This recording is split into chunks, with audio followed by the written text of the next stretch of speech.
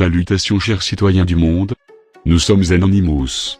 Vous le savez sans doute déjà, mais ceci est un rappel de l'attaque informatique effectuée sur plus de 74 pays. La liste pourrait bien atteindre une centaine de pays à travers le monde samedi 14 mai. Débuté vendredi 12 mai, ce hack est l'un des plus massifs de l'histoire, voire le plus vaste jamais découvert. Avast rapporte 75 000 attaques informatiques détectées à travers le monde juste vendredi. Le virus s'est attaqué à de grandes entreprises comme Renault, qui a dû fermer des usines, également les livraisons FedEx, Telefonica qui a été forcé d'éteindre ses ordinateurs à Madrid, ainsi que bien d'autres.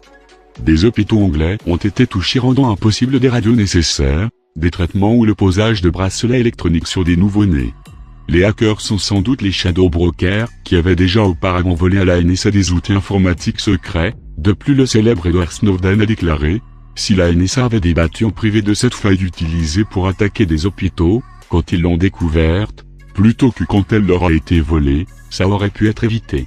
La NSA avait pourtant corrigé la faille avant que le groupe ne proclame le vol de données, mais le hack n'a pas pu être évité.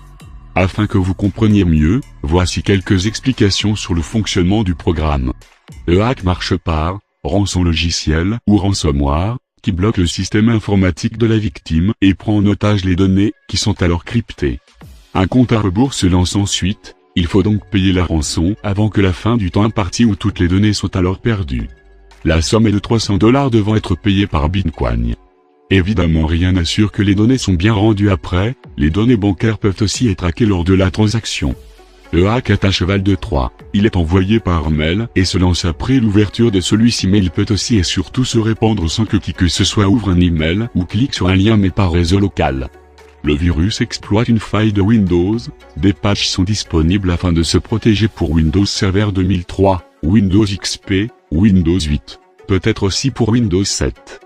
Il est donc recommandé d'installer le patch MS17-010.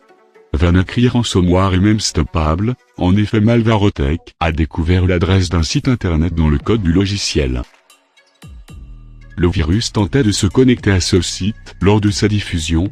Si le site était injoignable, il poursuivait sa propagation. Ayant constaté que le nom de domaine était à vendre, Malwaretech l'a simplement acheté, activant sans s'en rendre compte le mécanisme d'urgence qui semblait avoir été prévu par les créateurs du logiciel et stoppant sa propagation.